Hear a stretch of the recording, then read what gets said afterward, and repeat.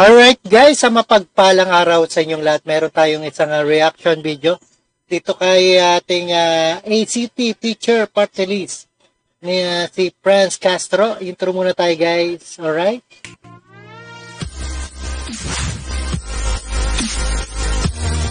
Alright guys, sa mapagpalang araw sa inyong lahat. At as per Castro, Duterte's out to make potential impeachment trial, drama and comedy. Ayan, ayon kay Castro. At Katrina Domingo talks to ACT teacher party list. Represent Franz Castro on what they find former President Rodrigo Duterte, standing lawyer of for Vice President Sara Duterte, as desperate move. Alright, panoorin po natin guys. Another further ado, anong sasabihin nito ni Franz Castro? Alright, let's get it on. Representative Castro, what makes you and the Makabayan bloc say that the decision to tap former President Rodrigo Duterte to become one of her lawyers in these impeachment cases is a desperate move on the part of the Duterte? Well, we see it as a political maneuver, and we know naman this, a father and daughter tandem. They would make abogado naman tong si dating President Rodrigo Duterte. No bearing naman yan, pwedeng tumayo bilang abogado ni Sara Duterte. No, maybe they would make the impeachment trial a drama or comedy. Mukhang kinakabahan na si Represent Ayan teacher party list na si Franz Castro di ba? Kinakabahan nata dito sa impeachment ni Sara. Ayan, antabayan na natin yan. No, later on, Katrina siguro magiging mag-standing out, no? Magkakaroon ng Grandstanding. Mali pa yung English, no? Grandstanding. Standing out. Teacher pa naman to si Franz Castro, mali-mali English. Alright? Standing, no? Yung mag-ama. Kaya baka ma-divert, no? Yung mga issues. Kaya isa na naman ito, no? Na diversionary tactic by the father and daughter. Does this mean that you have no confidence with regard? At walang dapat ikabahala kung tama ang ginagawa mo. Ayan, teacher Franz Castro. To the former president's prowess in terms of being a lawyer? Well, as we can see in his record, so the record show, no, as a lawyer, ano ba yung naging, what's the performance of the former president as a lawyer? At ano pagsasabi nito ni Franz Castro, no? Tungkol kay Rodrigo Duterte. Ayan, talagang hindi attorney itong si Franz Castro, no? We can see naman, Katrina, yung kanyang mga reasoning, mga logic, no? Talagang logic yan. Magaling talaga kasi abogado. Pag once abogado ka, dapat ipagpaglaban mo yung kliyente mo. Yan ang abogado. Kaya may mga logic talaga itong si ating dating Pangulong Rodrigo Duterte. Kumbaga, pag tinignan natin ay wala talaga sa hulog. Kaya, well, karapatan din naman talaga din ni Vice President. Ang hindi alam lang ni Franz Castro, ni revised psychology lang siya. Na gawing lawyer niya, yung kanyang father. Mm-hmm. And how actually are you preparing for a potential face-off with the former president? In your words, you are expecting the former president to make the impeachment proceedings a big comedy or a drama. How do you intend to stop that if and when that happens? We will going to be very... Hindi talaga may stop yan. Revised psychology ka lang. Ayan, Franz Castro. Serious, no? This is a serious matter. Accountability of public fund. So, nagre-ready rin kami, no? Just in case na matuloy yung impeachment, we are ready ready for our private lawyers then. Oo, ready na kayo makulong. Ma-contempt. Ayan. No, na uh, to face off with the battery of lawyers. Kasi yan, ang alam namin 2025 si Sara Duterte na ang upo bilang presidente. At paano na kayo? Ayan, Franz Castro.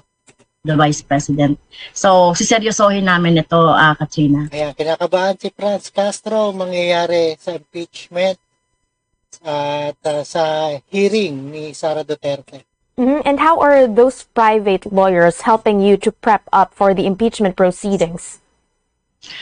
Well, katulad nung in-announce namin, so Attorney Nery Colmenares will be joining, and Attorney Kaloy Carlos Zarate from the Makabayan. Former Bayan Muna representatives, both of them. Will be joining us as private lawyers in the impeachment. And Congresswoman, the former president is known to have lengthy speeches, to have very wordy statements. Do you expect this kind of strategy from the former president to drag out the impeachment? Expected na yan yung mga salita ni ating former President Duterte para malaman ang katotohanan sa impeachment o kay Bongbong impeachment Proceedings. Yes, that's why we say that this would be a political maneuver. Parang squid tactics na naman baka ang gawin nito, no? Yung mga tao maano na naman sila, no? Matuwa na naman sila. Talaga squid tactics 'yan ni ating Rodrigo Duterte, ating presidente. Doon sa mga patawan itong si former President Duterte, kaya na-expect talaga namin yan. Kaya talagang sabi natin, to counter this, we will be very, very serious talaga doon sa topic, no, on the articles of impeachment. Kaya doon talaga kami mag-focus at ayan, alatadong takot na. Alatadong natatakot na ito nga si ACT Teacher Party List, Franz Castro at iba pang mga tuwad kong dyan. Hindi kami hindi kami masusway. Itong mga long speeches, mga comedy. Alright, ayan na, subaybayan po natin at ating reaction video dito kay Road Trip. Alright? And let's get it on. Alright?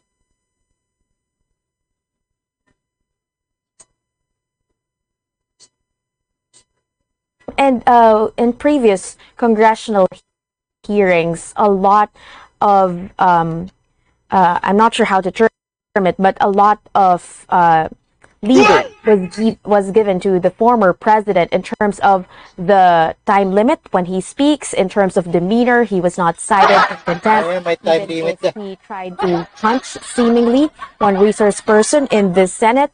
Will you appeal to the House Committee on Justice to actually impose stricter measures in place, considering what have transpired in recent congressional hearings involving the former president?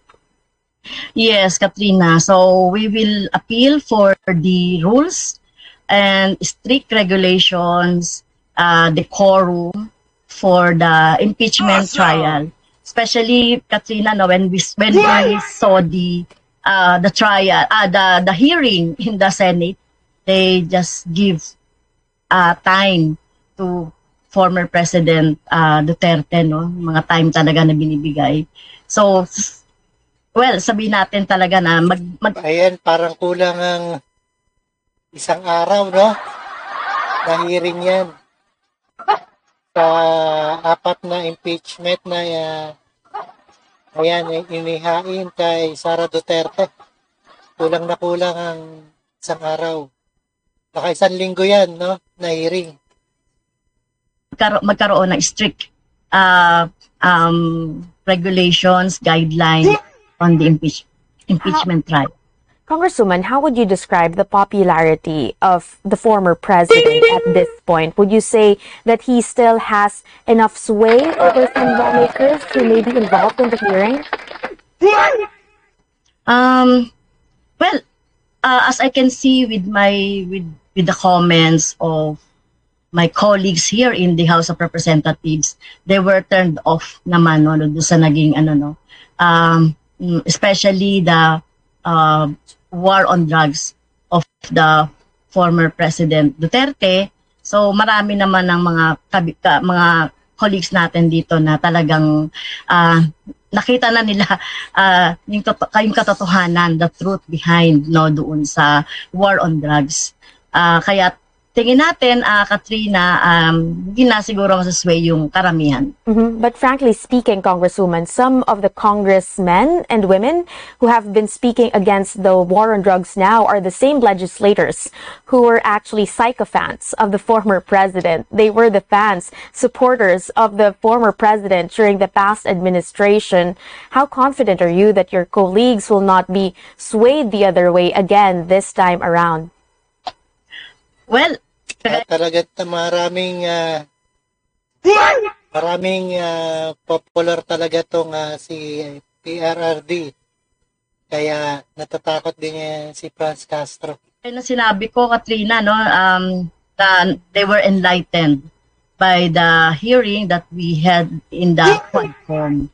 So kaya as yung mga comments ng mga colleagues na former supporter of the Duterte, sinasabi nila na na-turn off sila at sabi nila sana hindi na lang ginawa yung ganon. Lalong-lalo na ginawa din ni Vice President Sara Duterte nung few weeks ago.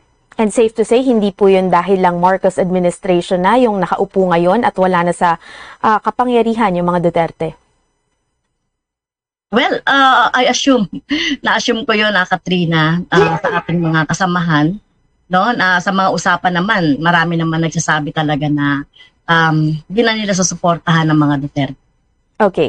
Very quickly, Congresswoman, I just want to insert the budget here. The budget is still in limbo. The president is expected to sign it next week. Do you feel that your colleagues in the House of Representatives would have a change of mind should the president veto certain line items that will affect their discretionary funds? Well, there are a lot of problems talaga, problematic talaga, no, yung 2025 budget coming from the bicameral committee's decision. So, I think the decision of the president would be final. And I know naman that those allies, no, and the leadership of the House of Representatives would follow kung ano yung magiging decision ni President. Okay, so tama po ba na it's fair to say na kahit natanggalin yung mga yung budget for the projects of certain district congressmen and even party-list congressmen at that, the supermajority in the House of Representatives for President Ferdinand Marcos would likely remain? Yes, oo, kasi yun talaga yung naging desisyon, at hindi na nila mababago yun, no, kapag nagdesisyon natin, kasi that would be the final stage.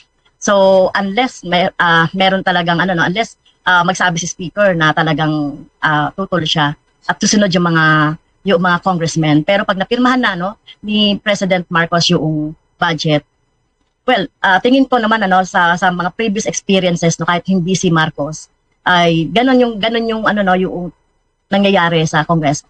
Okay. So so we have yet to wait and see on whether or not it will actually be a test of both loyalty and principles for the House of Representatives and the Senate once that budget is passed. But let's go back to discussing the three impeachment. Presidente natin ay si Romualdez at siya talaga nasusunod bilang sa budget at pipirmahan ni PBBM. Complaints filed against Vice President Sara Duterte, wala pa pong nire-refer sa Committee on Justice. Am I correct, Congresswoman? Yes, you're true, Katrina. Kasi I think they are still waiting for... Alright, ayan, pakinggan at napanood po natin ating reaction video dito kay Road Trip. And see us again sa ating tabayanan natin. sa January 13. Ayan, at sa hearing ng impeachment ni Sara. Alright, maraming salamat sa inyong lahat. And peace out.